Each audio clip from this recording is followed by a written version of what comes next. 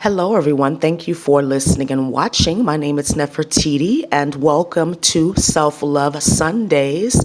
This is episode 1. This is something that I've been wanting to do for a long time, and my spirit team is like, you're ready. It's time. It's time to really talk to people about self-love, what it is and what it isn't.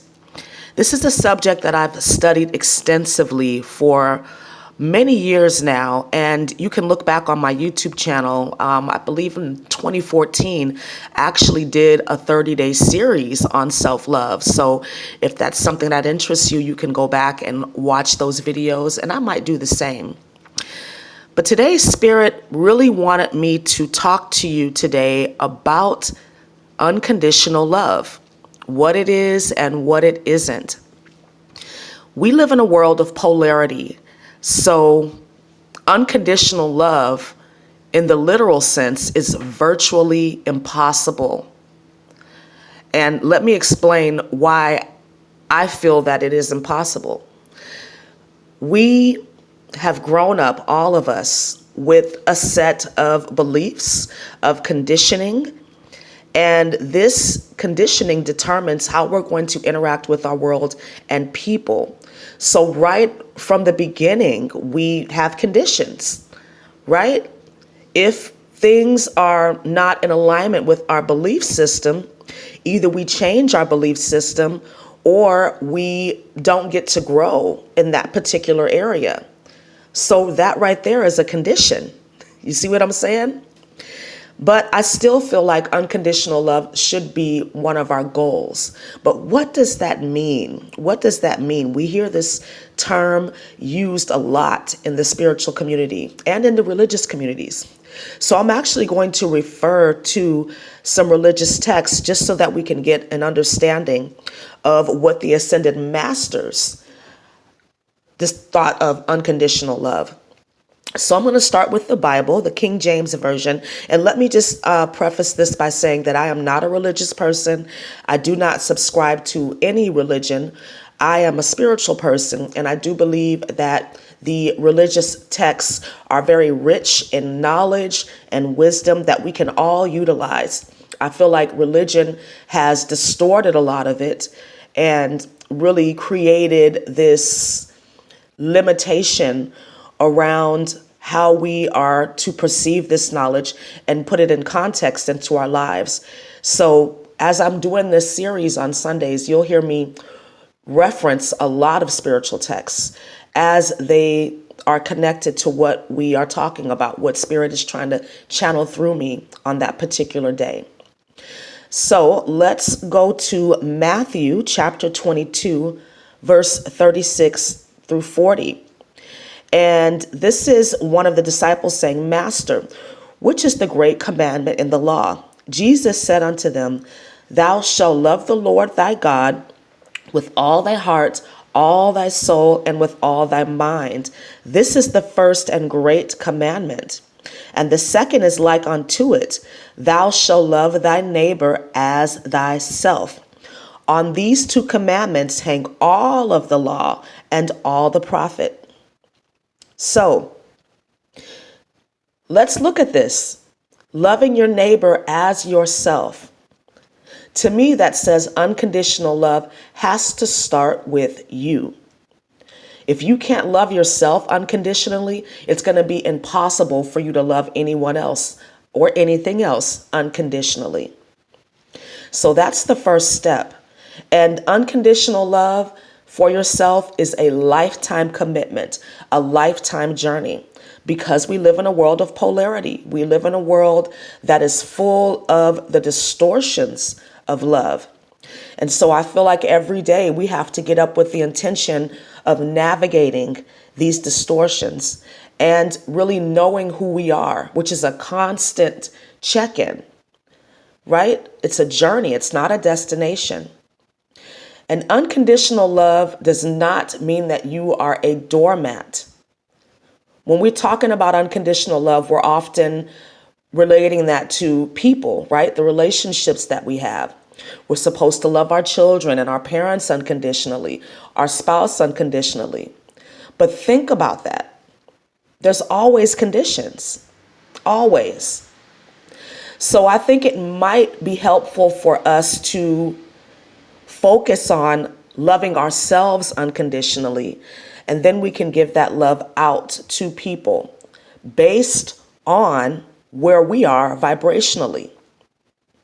There are people that you will have to love from a distance, and they may not understand that.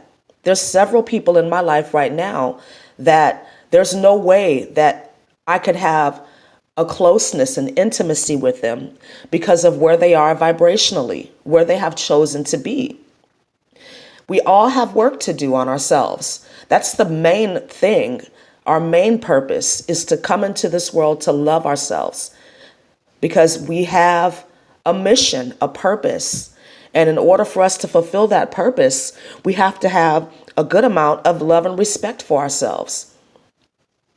So when we're talking about loving someone else unconditionally, what I feel like we really mean is loving others based on our perception of love. So that's why it has to be corrected. Self-love is about forgiving yourself first and foremost, because we're on a journey of learning and self-exploration. So we're going to make mistakes. We're going to get involved with people that don't have the noblest intentions for us. We're going to have friends and family members around us that are not going to want to explore this topic maybe as deeply as you would like to. And so that's going to create some adjustments and changes that need to be made in your life. But loving yourself unconditionally means that you are willing to forgive yourself in an instant, because then you're willing to forgive other people. And forgiveness does not mean that you become a doormat. Sometimes you have to forgive people and release them. You can only love them from a distance. Because people that are hanging out in lower vibrational frequencies because they're scared to do the work, because they've gotten accustomed to those frequencies, because those densities are so heavy, they will only pull you down if you are trying to convince that person that they need to love themselves. The best thing that you can do is live your life as a positive example, because that gives people an opportunity to observe and make decisions based on where they are and how they want to proceed. It's not about recruiting anyone or telling anyone how they should live their lives. We focus on loving ourselves unconditionally, forgiving ourselves for any past hurt, anything that we have done that we did because of where we were and the level of awareness that we had at the time. I'm constantly forgiving myself every single day. And that was one of the hardest lessons for me to learn and concept to grasp, was that I have this ability, I have the right to forgive myself for anything and everything, because I'm learning. And nobody has the right to judge you. They're not God. They're not source. They're a part of source. But anybody that's judging you, basically, they're not willing to look at their own shit. That's how I see it. So getting back to this scripture, loving your neighbor as thyself. Again, that implies that you can't love anybody else past the point that you love yourself. So loving yourself unconditionally means that you're constantly willing to learn about yourself and to really be objective about it, because we're always going to be presented with experiences, with situations that will cause us to choose. Do I love myself in this moment, or do I step into fear and safety? We always have that choice. So another scripture or holy text that I wanted to talk about was the Bhagavad Gita. In chapters 7 through 12, Krishna is teaching the path of bhakti yoga, which is associated usually with music and dance and fine arts, but it's synonymous with a life of service and prayer and meditation. And the path of bhakti yoga unfolds spontaneously. It appears in our life when we are really trying to connect deeply, spiritually, for the purpose of service, for the purpose of showing gratitude to Source for allowing us to exist, really. But this is not about thinking of ourselves as lower or less than. That's really a false sense of worship and devotion, to think of yourself as a lowly worm or a sinner that's stained and all these other things that religion has taught us. That is not helpful for us at all. It's not. It usually results in us feeling more unworthy and really trying to reach a standard that is imposed upon us by others that have interpreted the messages for us through their filter. So I feel like unconditional love first has to start with a shift in our perception. Unconditional love starts with you. Whenever you feel like you've made a mistake, whenever you feel like you've missed the mark, you say to yourself, I love you unconditionally. And you can do this looking into a mirror, looking into your own eyes, and see what comes up. Maybe keep a notebook with you. See what comes up. See what limiting beliefs come up. See what self-criticism comes up. And use that as a part of your shadow work so that you can heal it and transmute it. And we should never, ever, ever look for unconditional love outside of ourselves, because we will be disappointed. I think the only place we can get unconditional love outside of ourselves is from our pets. But I think even they get fickle sometimes. But we do this. We expect other people to provide us with that unconditional love that only we can give to ourselves. We can only give that to ourselves. And that creates a lot of resistance in relationships when we put that kind of pressure on people. And it's not even anything that we say, it's felt. It's felt, right? Especially if you're empathic, you can feel when someone is trying to violate your boundaries in that way, because the unconditional love that you have is mostly for you.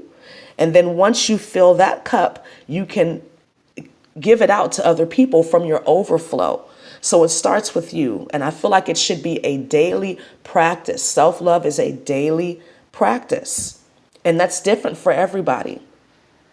For me, unconditional love, like I mentioned earlier, means that I'm quick to forgive myself.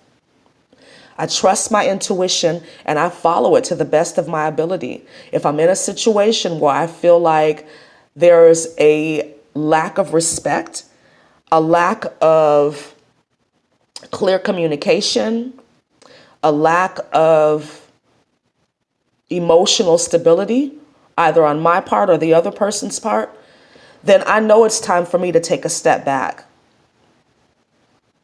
And not everybody is on your path. Not everybody is willing to travel the path of unconditional love, because it can be messy. Because love will bring up anything that's unlike itself. That's the challenge. That's the rub. But as long as you are willing to do the work, your spirit team will be with you to support you and help you through any healing and transitions that need to occur in your life, because you've decided to love yourself unconditionally. And when you do, there will be changes, right? Your relationships will either improve, the negative ones will dissolve so that new ones can begin. So think of yourself as a practitioner of unconditional love. A practitioner. Think of it as something that is normal and natural for you. to love yourself unconditionally, to provide yourself with that support and kindness and patience. So some of the ways that we can practice unconditional love in our life, like I mentioned earlier, being quick to forgive yourself and being willing to rest. Do you know how hard it is for people just to rest, to do nothing? It's very challenging for me, especially when you are under a lot of pressure, either pressure from yourself or from outside sources, people that are almost nefarious in their intentions for you because they're not practicing self-love. They're looking to get it from you. Your beautiful, empathic, powerful energy. They're looking to siphon that because they're not doing the work. And that is not your responsibility. These are the kind of people that you love from a distance, because it's only going to deplete you. And love is unlimited. There's an infinite supply of love in this universe. Even though we see a lot of tragedy and chaos and discord in this world right now, I feel like a lot of these frequencies that are coming in are loving in nature. And like I said, it's going to bring to the surface anything that's not like itself. So we have to be willing to look at that and heal it. It's just like when you're washing the dishes. If you've got a dirty, greasy pan, when you're getting ready to clean it and you put the soap in there, all of that gook comes to the surface. The grease, whatever you cooked in that pan, and it looks disgusting. It's a mess. Everything is mixed up, the soap and the food. But then you start to scrub that pan and you scrub it and you scrub it. Then you rinse it off and then it's back to its state, its regular state, until you use it again. And so that's how unconditional love works. It's a constant thing that you have to evaluate, that you have to work at. And it doesn't have to be a negative experience, right? Loving yourself is the greatest gift that you can give to yourself and to the world. Because when you love yourself, you're showing up as your authentic self every single time. And yes, that will trigger some people, but that needs to happen as well. Because when you're triggering people with your unconditional love, what you're doing is unconsciously allowing them, giving them permission to do the same, to walk that same journey. They've got to work through their own limiting beliefs. They've got to work through their own distortions and density. But as long as you keep practicing unconditional love and showing up as your authentic self, it's going to just keep giving them an example to follow. And again, I'll mention it's not about recruiting. It's not about being phony either. I love myself. I love myself. We want to make sure that we're not getting into vanity and pride and arrogance. When you love yourself, people will know it. You don't have to tell people. You don't have to let people know that you love yourself. It's an energy that people are going to be able to pick up on. And how they react to that is their business. But as long as you stay in your integrity and truth, which is self-love, unconditional love for myself first, then I can send this love out into the world. All right. Another thing that we need to know about unconditional love is that it has a lot to do with your self-esteem. What do you believe you're capable of? Do you love yourself enough to go after your goals and dreams? Do you love yourself enough to stand up for yourself, to speak up for yourself, to let people get that verbal work when they are out of line? And you don't have to be arrogant or nasty about it, but because you love yourself and you respect yourself enough, you let people know, hey, the way that you're treating me, or maybe the way that I'm perceiving that you're treating me, is not okay. And you also have to use your discernment when it comes to this as well. Some people are not even worth the trouble. You just move away from them. But if it's a relationship that's of value to you, because you love yourself unconditionally, you want to communicate that. Hey, when you did such and such, this is how I felt. Taking responsibility for your feelings, because people don't do it to us. Remember, the buttons that are in us can get pushed, but the buttons are in us already, right? It's like the analogy of the orange juice that I used in another video. When you squeeze an orange, orange juice comes out. It doesn't matter who does the squeezing. You're not going to get grape juice. You're not going to get apple juice. You're only going to get orange juice. So when somebody squeezes you and out of you comes hatred and self-loathing and all of these things that surround a lack of self-worth and self-esteem, that was the juice inside of you. But if you're constantly, to the best of your ability, trying to cultivate and practice unconditional love for yourself, there won't be any room for these type of distortions within you. But we live in a world of polarity, so it has to be a practice. And we are, all of us, in some way, shape, or form, are empathic, right? We're electrical. We're human sponges. We absorb and take in information from our environment. So unconditional love has to be a constant, consistent practice. All right? So I hope this was helpful for you. I look forward to speaking to you all every Sunday about self-love and really channeling the information that Spirit has for you through me. So thank you again for watching. Please like, comment, subscribe, and share. And I look forward to speaking to you again really, really soon. Have a wonderful day. Namaste.